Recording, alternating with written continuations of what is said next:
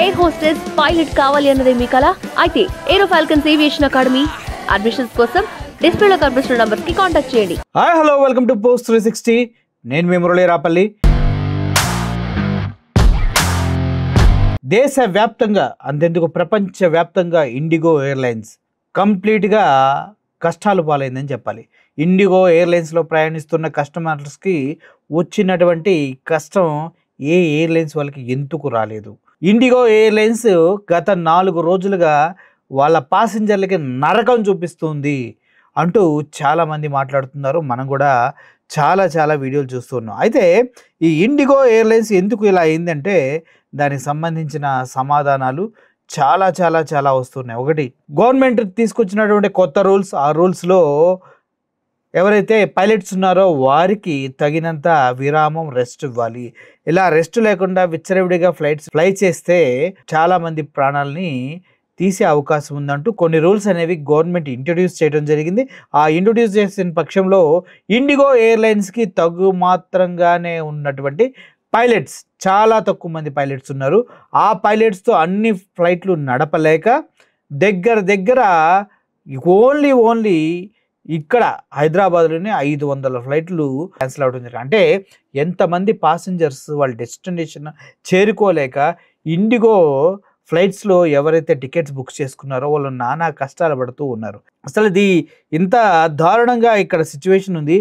దీనికి కారణం ఎవరు అంటూ అందరూ అడుగుతున్న తరుణంలో రీసెంట్గా అర్నబ్ గోస్వామి అనే ఒక న్యూస్ జర్నలిస్ట్ ఆయన మాట్లాడుతూ అసలు ఈ సిచ్యువేషన్ కారణం ఏంటి, ఎవరు దీన్ని చేసింది అని మాట్లాడుతుంటే మన రాజకీయ నాయకులు నేషనల్ టీవీ ఛానల్లో మాట్లాడుతూ చెప్పింది ఏంటంటే, Lokesh garu, our minister Lokesh look in to the situation, we have a war room, we created a war room, you sit there. అంటే ఒక వార్ రూమ్ క్రియేట్ చేసి అక్కడ కూర్చొని మా లోకేష్ గారు మొత్తాన్ని సమీక్షిస్తున్నారు అంటూ ఆయన మాట్లాడటం జరిగింది. అసలు లోకేష్ అనే వ్యక్తి ఎవరు? లోకేష్కి సివిల్ ఏవియేషన్ మినిస్టర్కి సంబంధం ఏంటి? సివిల్ ఏవియేషన్ మినిస్ట్రీస్ అనేవి సెంట్రల్ గవర్నమెంట్ ఆధ్వర్యంలో కదా నడిచేది.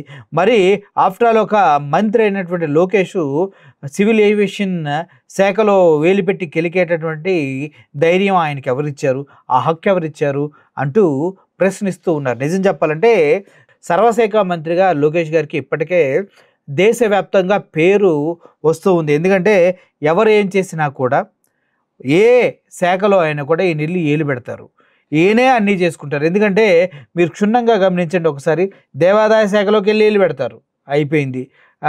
ఐటీ శాఖ అయిందే కాబట్టి ప్రాబ్లం లేదు. ఇంతకీ పవన్ కళ్యాణ్ శాఖలో కూడా వెళ్ళి ఏలు పెడుతూ ఉంటారు. ఎందుకు? అటవీ శాఖ పవన్ కళ్యాణ్ గారిది. అయితే ఎప్పుడైతే కాశీనాయన పుణ్యక్షేత్రాన్ని కూల్చివేశారో పవన్ కళ్యాణ్ గారు కూల్పించారు దగ్గర నుంచి. కానీ పవన్ కళ్యాణ్ చేసింది పెద్ద తప్పు, అటువంటి తప్పు ఎవరు ఎప్పుడు చేయకూడదు. కాబట్టి ఆ క్షేత్రాన్ని నేను పునర్నిర్మిస్తాను, నా సొంత పర్యవేక్షణలో ఇది జరుగుతుందంటూ అక్కడికి కూడా వెళ్ళి పవన్ కళ్యాణ్ అటవీ శాఖలో కూడా ఏలు పెడతాం జరిగింది. ఇలా చూసుకుంటూ పోతే లోకేష్ ఏలు పెట్టని శాఖ లేదు, కెలకని శాఖ లేదు. మొత్తానికి సర్వశాఖ ముఖ్యమంత్రి అనే పదం ఒక్కటే లేదు, కానీ ముఖ్యమంత్రిగా ఆయన షాడో స్ట్రీమ్గా నడుస్తున్నారనేది మరొకసారి నేషనల్ మీడియా సాక్షిగా నిరూపితమైంది. అయితే ఎవరైతే ఈ విమానయాన శాఖ మంత్రిగా ఉన్నారో కింజరాపు రామ్మోహన్ నాయుడు, ఈయన ఎక్కడైనా ఫ్లైట్ కూలిపోతే అక్కడ బ్యాక్గ్రౌండ్ మ్యూజిక్తో ఆయన వెళ్ళేది, సమీక్షించేది, అన్ని ఫోటోలు తీసుకుంటారు. కానీ ఇప్పటివరకు ఏవియేషన్ ఇండస్ట్రీ దగ్గర 15,000 కోట్ల లాసుల్లో నడుస్తుంటే దాని గురించి కనీసం మాట్లాడటం కూడా చేతకన్నటువంటి వ్యక్తి ఇక్కడ కింజరపు రామ్మోహన్ నాయుడు. రామ్మోహన్ నాయుడు గారు, మీకు ఒక విజ్ఞప్తి చేస్తున్నా, మీ శాఖలో ఈయనెందుకు ఏలు పెడుతూ ఉన్నారంటే మీరు చేతకాని ఉత్తి శాఖలో ఉన్నారా? సెంట్రల్ మినిస్టర్గా ఉన్న మిమ్మల్ని ఆఫ్టర్ ఆల్ మా లోకేష్ గారు ఒక మినిస్టర్ అయ్యండి, ఆయన కూడా కంట్రోల్ చేస్తూ ఉన్నారా? అంటే టీడీపీ పార్టీలో అన్ని శాఖల్ని లోకేష్ గారు చెప్పినట్టు అన్ని చేసుకుంటూ వెళ్ళాలా అన్నది ఇప్పుడు చాలామందికి వస్తున్నటువంటి డౌట్. ముఖ్యంగా కథలు, కహానీలు, కబుర్లు బోళ్ళు చెప్తారు. విశాఖ ఉక్కు ఫ్యాక్టరీని కాపాడుతామంటారు, ఒక పక్క నుంచి అమ్మేస్తూ ఉంటారు. ఒక పక్క నుంచి సూపర్ 6లు ఇస్తామంటారు, అందుట్లోని సగం ఎక్కొడతా ఉంటాడు. ఒక పక్క కరెంటు ఛార్జీలు పెంచమంటారు, పెంచుతూ ఉంటారు.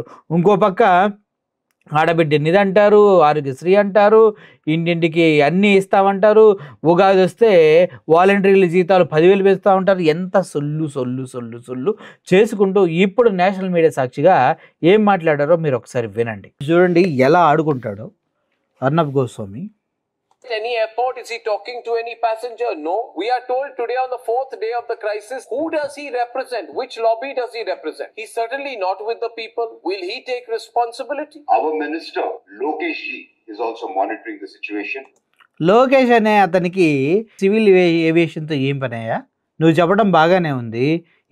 సివిల్ ఏవియేషన్తో సెంట్రల్ గవర్నమెంట్తో లోకేష్కి ఏం పని అని అడగాలి, ప్రతి ఒక్కరు అడగాలి. కానీ ప్రతిదీ ఏనుగు పిత్తితే లోకేష్ కారణం, ఆడు పేరు మార్చితే అమ్మఒడికి ఇంకో పేరు మార్చితే లోకేషే కారణం, అక్కడ గుళ్ళో 6 చనిపోతే లోకేషే కారణం. ఇలా చెప్పకండి, చాలా చిరాకేస్తుంది ఇప్పటికే జనాలకి. No, Nara Lokesh is not the Minister for Civil Aviation. In what capacity is he monitoring the situation? ఏమడిగాడు తెలుసా? నారా లోకేష్కి సివిల్ ఏవియేషన్తో సంబంధం ఏంటి, ఏ హక్కుతో ఆయన సివిల్ ఏవియేషన్లో జాబ్స్లో ఏలు పెడుతున్నాడు అంటూ అర్నబ్ గోస్వామి వేసుకుంటున్నాడు. మరి ఇలా గట్టిగా తెలుగులో ఎవడని అడిగే దమ్ముందా? ఏ పార్టీ ఛానల్కైనా దమ్ముందా? లేదు. One minute. May I ask, how is a minister in the state government monitoring the nationwide situation? ఒక స్టేట్ గవర్నమెంట్ మినిస్టర్ అంటే ఏపీ స్టేట్లో ఉన్నటువంటి ఒక మినిస్టరు నేషనల్గా ఇష్యూ అయింది ఎయిర్ ఇండియా అనేది, దాన్ని ఎలా మానిటర్ చేస్తారా పెచ్చోళ్ళారా అంటూ ఆయన మాట్లాడుతున్నారు. కూడా అర్థం అదే. On civil aviation, in what capacity? From our party's side, Nara Lokesh Ji is also monitoring the situation to get it normalized. But how is సిగ్గుండాలి. your party? How is your అసలు పార్టీకి సిచ్యువేషన్కి ఏమైనా సంబంధం ఉందా? అదే నేషనల్ ఇష్యూ, అది central government అండర్లో ఉన్నటువంటి issue.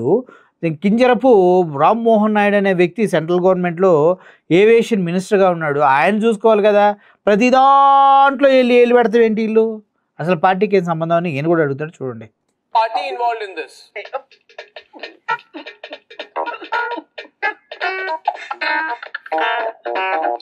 No, but I don't understand. Is the civil aviation ministry or TDP ministry? The committee has ఇది సివిల్ ఏవియేషన్ మినిస్ట్రీయా లేదంటే టీడీపీ మినిస్ట్రీయా ఏమనుకుంటున్నారంటూ అడుగుతున్నాడు. అసలు ఏమన్నా సిగ్గుండాలా మనం మాట్లాడుతున్నప్పుడు? been set up now after Indigo Airlines has failed to comply. That is a private company, and private companies do their business the way they do, and government doesn't run a private company. We have to be a little, సిగ్గుండాలి ఈ మాట చెప్పండి. అదో private company, దాని business అది చేసుకుంటుంది, మేమేమో government మాకు సంబంధం లేదన్నట్టుగా మాట్లాడుతున్నారు ఈయన. ఇండిగో ఎయిర్లైన్స్ ప్రైవేట్దే, కానీ ఇబ్బంది పడుతుంది ఎవరు? మన తెలుగు ప్రజలు కాదా, దేశవ్యాప్తంగా ఉన్నటువంటి ప్రజలు కాదా? సిగ్గుండాలి ఇట్లాంటి మాటలు ఒక మినిస్టర్ హోదాలో ఉండి మాట్లాడటానికి. Sir, the government has been blackmailed by a private company. గవర్నమెంట్లో ఏమైనా ప్రైవేట్ కంపెనీల చేత బ్లాక్మెయిల్ చేయబడుతున్నాయి ఏంటి అని అడుగుతూ ఉన్నారు. ప్రైవేట్ కంపెనీలే గవర్నమెంట్లు బ్లాక్మెయిల్ చేస్తాయి సార్, మీకు అర్థం కావట్లేదు.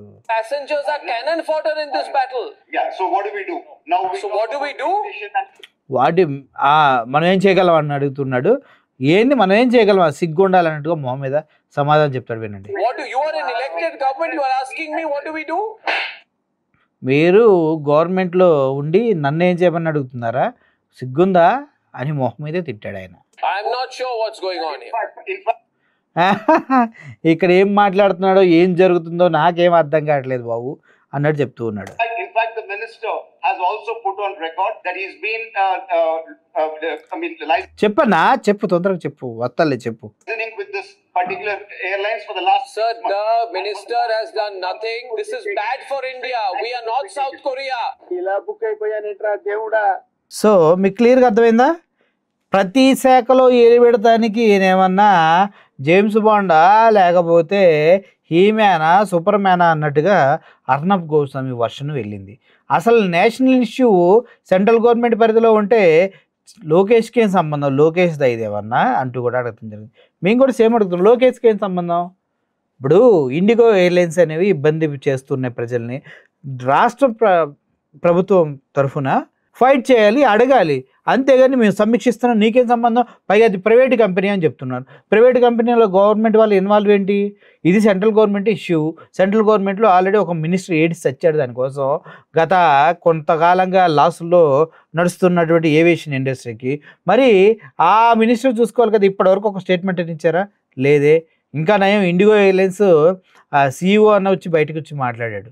మన వాళ్ళు మాత్రం నోరిప్పట్లు ఏమంటే సమీక్షిస్తున్నారు, వార్ రూమ్ కట్టారు, వార్ రూమ్లో పిల్లలు కాల్చుకుంటారు బొమ్మతో పాలు, దాంతో కాల్చుకుంటున్నారని చెప్తున్నారు వీళ్ళు. సిగ్గుండాల. అందుకే గట్టిగా అడిగేవారు తగిలితే కూటమి ప్రభుత్వం ఉన్న పలంగా 6 నెలల్లో అట్టర్ప్లాప్ అవుతుంది. అడగలేక చేతకాక పనికి మాలిన రాజకీయాలు పెట్టుకొని కేసులు వెనకేసుకొని ఒక్కొక్కటి వందలు నోరు పెదవకుండా మెలకుండా కూర్చుంటున్నారు. అది విషయం. మొత్తానికి ఇప్పుడు నేను అప్రిషియేట్ చేయవలసిన వాళ్ళు కొంతమంది ఉన్నారు, అందుట్లో ఎటువంటి సందేహం లేదు. ఈ ఇండిగో ఎయిర్లైన్స్ అనేది ఫెయిల్యూర్ అవడానికి కారణం గవర్నమెంట్ తీసుకొచ్చిన కొన్ని సంస్కరణలు. అవి తగుమాత్రంగా ఉన్నటువంటి పైలట్స్, మీరు నిజంగా పైలట్ అవ్వాలి, ఏవియేషన్ ఇండస్ట్రీలో మీరు ముందుకు వెళ్ళాలంటే సూపర్ ఆపర్చునిటీస్ ఉన్నాయి. ఫ్యూచర్లో కంపల్సరీగా మీరు ఏవియేషన్ అనేది ఏలబోతుంది ఈ ప్రపంచాన్ని. ప్రతి ఒక్కరు ఫ్యూచర్లో చార్టర్డ్ ఫ్లైట్స్ కొనుక్కుంటారు, పర్సనల్ హెలికాప్టర్స్ ఉంటాయి, అండ్ వాటన్నిటికీ రన్వేలు ఉంటాయి. ఫ్యూచర్ వితిన్ 10 yearsలో ప్రతి ఒక్కరికి అందుబాటులో ఉంటుంది. కాబట్టి ప్రతి ఒక్కరు ఏవియేషన్ వైపు ముందుకు వెళ్ళండి. ఒకవేళ ఏవియేషన్లో పైలట్స్కి ఎంత షార్టేజ్ ఉందో చూశారు కదా. చిన్న రూల్ పెడితేనే ఇండిగో ఎయిర్లైన్స్ మొత్తం తల్ల క్రిందులుగా అయిపోతుంది. సో ఏవియేషన్ వైపు కనుక మీరు అడుగులు వేయాలనుకుంటే ఇప్పుడు ఎవరైతే అక్కడ కస్టమర్స్కి నిలబడి సమాధానం చెప్తున్నారో వాళ్ళలో చూడండి, గ్రౌండ్ స్టాఫ్, టికెటింగ్ స్టాఫ్, ఇంకా చెకింగ్ స్టాఫ్, అదేవిధంగా at the same time pilots, air hostess, వీళ్ళందరూ కూడా చాలా చాలా ఇంపార్టెంట్. ఇప్పుడు మీలో ఎవరైనా ఈ కోర్స్ చేయాలనుకుంటే ఏరో ఫాల్కన్స్ ఏవియేషన్ ఇన్స్టిట్యూట్ అనేసి హైదరాబాదు, విజయవాడ, విశాఖపట్నం, బెంగళూరు ఈ 4 ప్రదేశాల్లో బ్రాంచులు ఉన్నాయి. మీకు ప్లేస్మెంట్ అష్యూరెన్స్తో పాటు 99.9% ప్లేస్మెంట్స్ వచ్చినటువంటి కంపెనీ. అందుట్లో చేరండి. ఇప్పుడు ఇక్కడ ఎలా అయితే కస్టమర్స్ని వీళ్ళు డీల్ చేస్తున్నారో, ఎలా అయితే వాళ్ళకి సర్ది చెప్పుకుంటూ ముందుకు వెళ్తున్నారో ఆ స్కిల్స్ అన్నీ కూడా నేర్పించి మీకు సర్టిఫికేట్తో పాటు జాబ్ ఇప్పించగలుగుతారు. ముఖ్యంగా ఈ ఎయిర్లైన్స్ ఫెయిల్యూర్ కాదు, ఇటువంటి సిచ్యువేషన్ క్రియేట్ అవ్వడం కోసం చాలా చాలా చాలా చాలా ఇష్యూస్ ఉన్నాయి.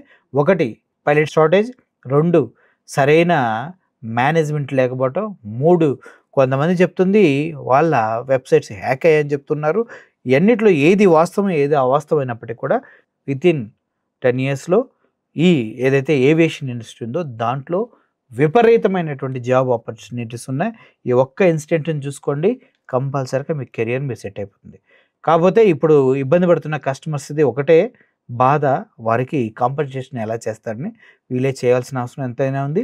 ఇండిగో ఎయిర్లైన్స్ ఇవి కూడా మాట్లాడారు. నెక్స్ట్ వీడియోలో తన గురించి ఏం మాట్లాడారు అనే విషయం మీకు చెప్తాను. ప్రెషర్లో కూడా ఈ ఎయిర్ హోస్టెస్ కానీ, గ్రౌండ్ స్టాఫ్ కానీ, టికెటింగ్ స్టాఫ్ కానీ వీళ్ళంతా చాలా ఉన్నతంగా బిహేవ్ చేస్తున్నారు, చాలామందికి హెల్ప్గా ఉంటున్నారు.